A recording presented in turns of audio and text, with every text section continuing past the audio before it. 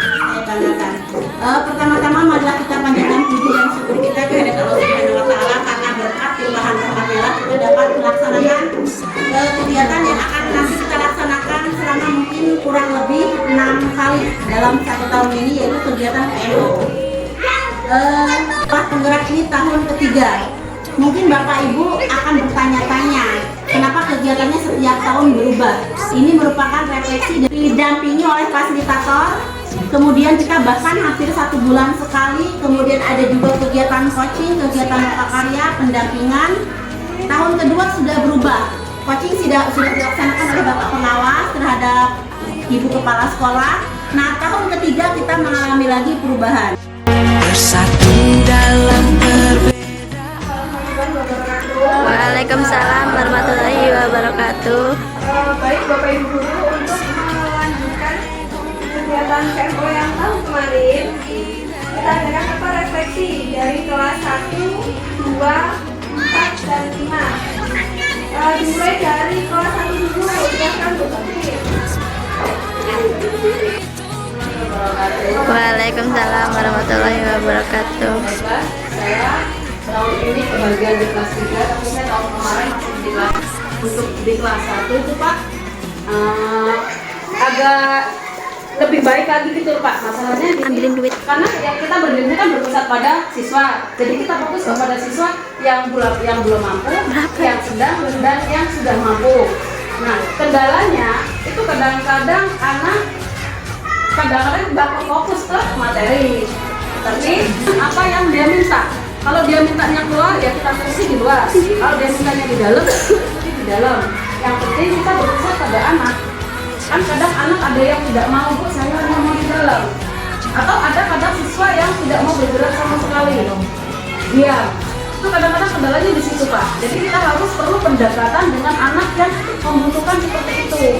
Waalaikumsalam warahmatullahi wabarakatuh. Saya Siti Rawudi, selaku wali kelas 4 tahun kemarin.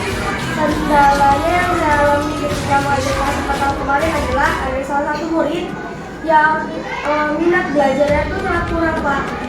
Sampai kelas 4 SD saja belum bisa membaca. Terus juga ketika disuruh belajar ataupun digabungkan dengan kelompok, kadang anak itu kayak malas gitu. Udah dikasih semangat, udah dikasih motivasi juga masih aja. Itu sih kendalanya. Terus juga dalam pembelajaran kelas 4 kemarin saya lebih banyak menggunakan IT. Jadi ketika ulangan harian lebih menggunakan aplikasi kayak Quizzes ataupun Wordwall untuk anak-anak ulangan harian kan selama ini hanya pakai kertas. Jadi biar nggak bosan ada Selingan. kuisnya. Jadi anak-anak kelasnya senang ketika menjawab dengan benar kayak gitu. Terus juga apabila itu saya Assalamualaikum warahmatullahi wabarakatuh. Waalaikumsalam warahmatullahi wabarakatuh. Waalaikumsalam warahmatullahi wabarakatuh. Nama saya Yayan Aryani, saya wali kelas 5 tahun kemarin. Di sini saya akan merefleksikan apa kendala saya waktu mengajar di kelas 5. Pada awal pembelajaran, setelah masuk saya melakukan asesmen diagnostik, ternyata masihlah itu sangat luar biasa. Untuk pembelajaran sering saya gunakan itu pembelajaran yang paradigma baru, yaitu diferensiasi Pak. Diferensiasi produk, mungkin proses yang sering ini adalah produk. Kesulitannya ya hanya mungkin ada sebagian anak mungkin ketika belajar dia tiduran. Nah itu mungkin pentingnya untuk membuat kesepakatan kelas sebelum belajar. Demikian apa yang saya sampaikan. Assalamualaikum warahmatullahi wabarakatuh.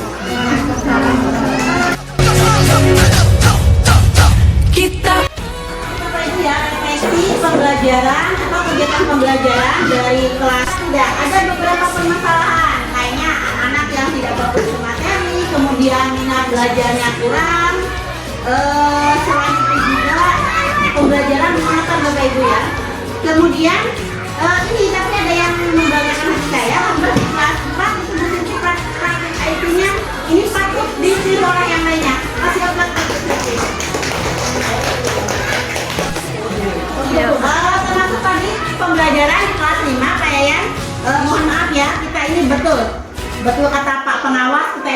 guru ibadah ya Pak ya.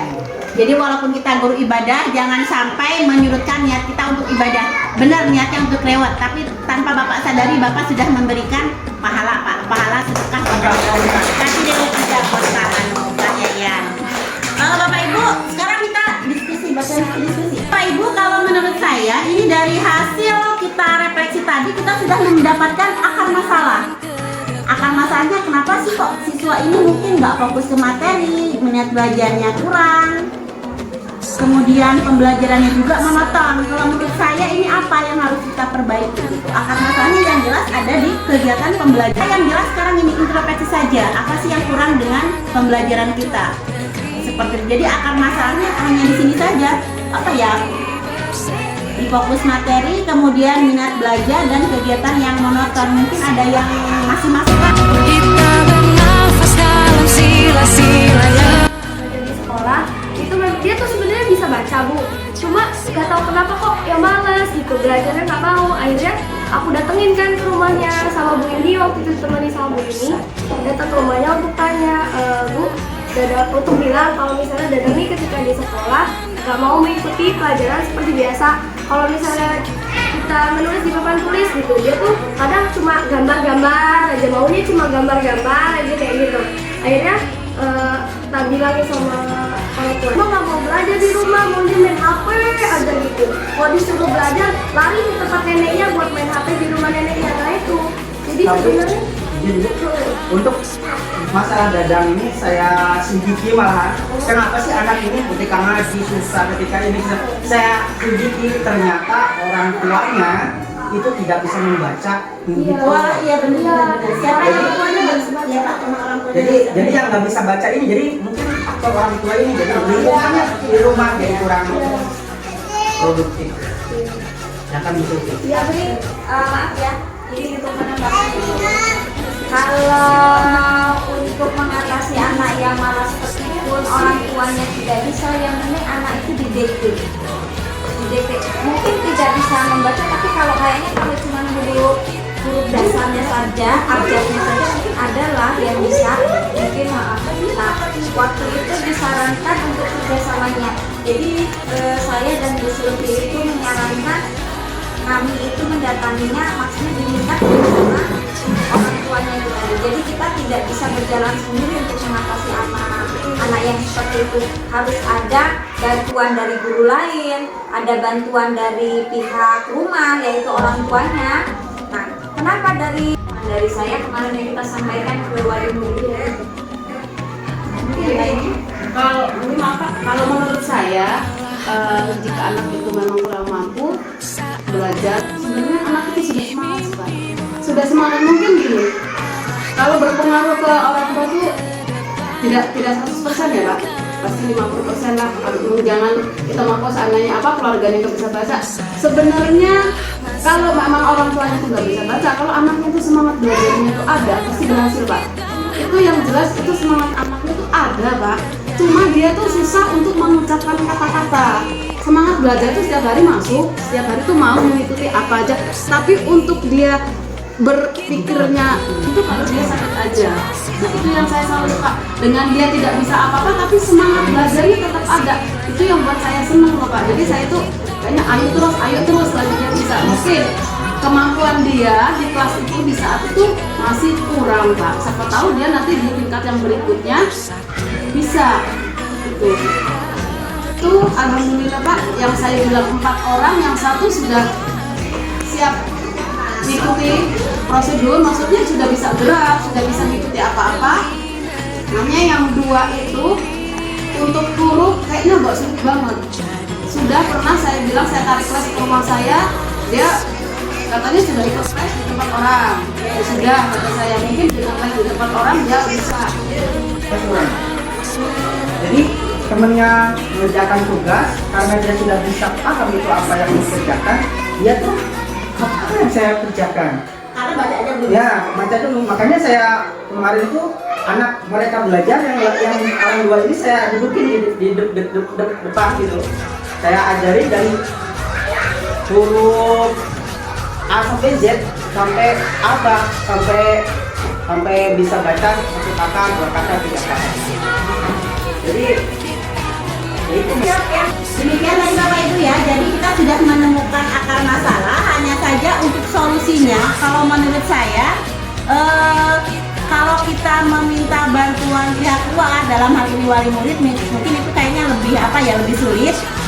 Jadi ini bagaimana untuk solusinya, ini hanya solusi saja loh, masukan dari saya. Bagaimana apabila kita memperbaiki strategi pembelajaran atau apa ya? Tadi kan Bu Silvi sudah menceritakan bahwa Bu Silvi sudah melaksanakan pembelajaran melalui praktek IT ya. Nah saya rasa untuk kedepannya kita coba Pak.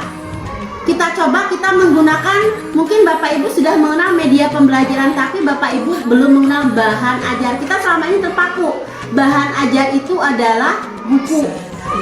Sebenarnya bahan ajar itu banyak. Nah, jadi kalau menurut saya solusi yang bisa kita ambil dari akar masalah tadi, kita mencoba membuat bahan ajar. Kita kan sudah punya akun belajar. Nah, mari kita gunakan akun belajar kita itu untuk membuat bahan ajar yang bisa memotivasi supaya kegiatan pembelajaran itu tidak monoton. Karena saya yakin tampilan yang menarik dari guru itu akan menarik minat dan motivasi siswa. Itu menurut saya Pak. Tapi kalau misalnya ada masukan dari yang lainnya, bisa saja kita menggunakan apa tadi Bu Silvi? Untuk apa? Bahan ajar kan Pak ya? Ya sudah, Bapak yang lainnya ada masukan? kalau saya memperhatikan tadi hasil PMO pada hari ini, setelah melakukan refleksi kegiatan pembelajaran yang tahun terdahulu dari kelas 1, kelas 4, dan kelas 5 ya Bu Silvi, Bu Tuti, sama Pak Yayan. Kemudian ternyata tadi sudah dapat kita tarik kesimpulan juga, yaitu akar masalahnya apa, yaitu kita diskusikan sampai ke solusinya seperti apa. Kita sudah, hasilnya tadi sudah disampaikan semua. Yang selama ini praktek baik yang sudah dilaksanakan dari guru-guru yang ada di Karangbaru ini, sampai saya salut ya, kasih terus ya. Salutnya apa? Bapak Ibu sudah berusaha sampai bagaimana mencari solusinya, sampai datang ke rumah menemui salah satu anak, 2 anak yang memang itu ada apa ya, sangat susah untuk cara pembelajarannya. Bapak Ibu sudah gak kurang-kurang lagi, ini luar biasa ya. Ini saya selaku pendamping merasa bangga. Apa sih usahanya sampai supaya anak ini bisa berhasil? Bahkan salah satu guru Bu itu sangat jempol sekali bagi saya ya. Artinya betul-betul bagaimana sih supaya berhasil anak-anak ini ya. Itu alhamdulillah betul. Nah, sekarang setelah diskusi itu ternyata tadi masukan dari termasuk Bu Iis, semuanya salah satunya yang bisa untuk menarik anak-anak yang minat belajarnya supaya lebih fokus lagi. Kita akan coba tindak lanjutnya menggunakan bahan ajar ya. Nah, syukur bahan ajar ini Bapak Ibu yang bisa menciptakan sendiri, membuat sendiri, memodifikasi yang sudah ada, alhamdulillah. Yang penting prinsipnya memang pembelajaran ini yang berpusat pada siswa, yang penting tujuannya bisa tercapai, anak itu bisa turun. Tadi Bapak Ibu ya, kegiatan PMO kita hari ini alhamdulillah sudah berjalan dengan lancar. Kita sudah melaksanakan refleksi, kemudian mencari akar masalah sampai kita menemukan solusi bersama. Kita harapkan dan saya sangat mengharapkan sekali, mudah-mudahan rencana tindak lanjut kita akan berjalan dengan lancar dan bisa diimplementasikan oleh semua guru-guru. Yang jelas capaian pembelajaran kita yaitu pembelajaran yang berpusat kepada siswa benar-benar tercapai dengan maksimal.